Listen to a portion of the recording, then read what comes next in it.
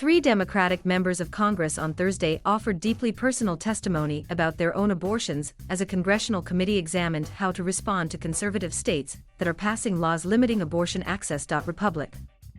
Cori Bush of Missouri said she was raped on a church youth trip. Representative Barbara Lee of California said she received a back-alley abortion in Mexico after a teenage pregnancy. And Representative Pramila Jayapal of Washington said she opted for an abortion after being told her pregnancy would be high risk for her and the baby. Choosing to have an abortion was the hardest decision I had ever made, but at 18 years old, I knew it was the right decision for me, Bush told the House Committee on Oversight Reform that the hearing comes weeks after a Texas law took effect that bans abortions after 6 weeks of pregnancy with no exception for rape or incest. Other conservative states are considering similar measures. Meanwhile, a federal appeals court is weighing the fate of a Missouri law that bans abortions after 8 weeks of pregnancy, also with no rape or incest exceptions. And the U.S. Supreme Court in December will hear arguments over a Mississippi law that would ban abortion after 15 weeks of pregnancy. The hearing also looked at what the federal government can do to ensure abortion access. Options include ending the Hyde Amendment, which restricts government funding for most abortions, and passing a law guaranteeing a woman's right to an abortion. The House passed that measure last week, but Republican opposition would almost certainly doom it in the Senate. Committee Chairwoman Carolyn B. Maloney, a Democrat from New York, said the majority of Americans support abortion rights. Republican Representative James Cummin of Kentucky said the Oversight Committee should focus on problems with President Joe Biden's administration, not a state matter over which it has absolutely no jurisdiction.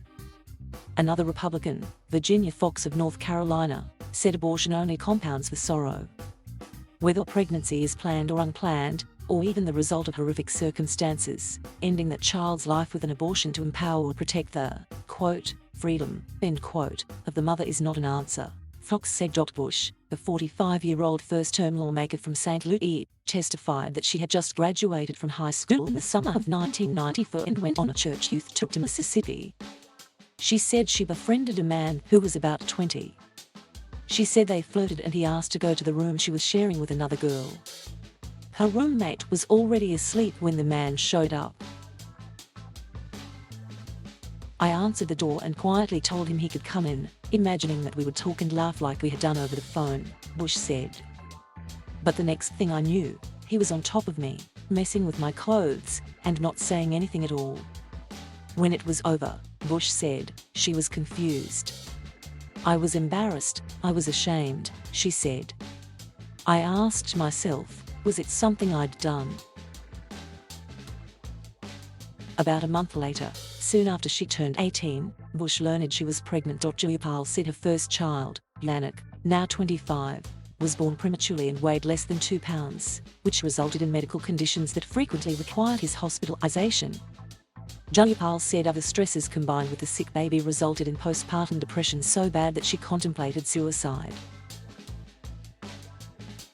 She said that when she became pregnant again, she consulted with doctors who told me that any future pregnancy would likely also be high risk to me and the child, similar to what I had gone through with Yannick. I very much wanted to have more children, she said, but I simply could not imagine going through that again. Ending the pregnancy was the most difficult choice I've made in my life, but it was my choice, Jayapal said. Lee became pregnant at age 16 in the mid-1960s. Abortion in California was illegal at the time, so a family friend helped send her to a back-alley clinic in Mexico. She said she had no ill effects from the procedure, but she said many other women weren't so lucky in that era. In the 1960s, unsafe septic abortions were the primary killer of African American women, Lee said. A Republican lawmaker had her own personal story about an abortion that didn't happen. Republic. Kat Cammack of Florida said her mother suffered a stroke while pregnant with Cammack's older sister. Years later, when pregnant with Cammack's mother was urged by doctors to have an abortion. But because of her strength, Cammack said, she chose life. Thank you for watching. Please subscribe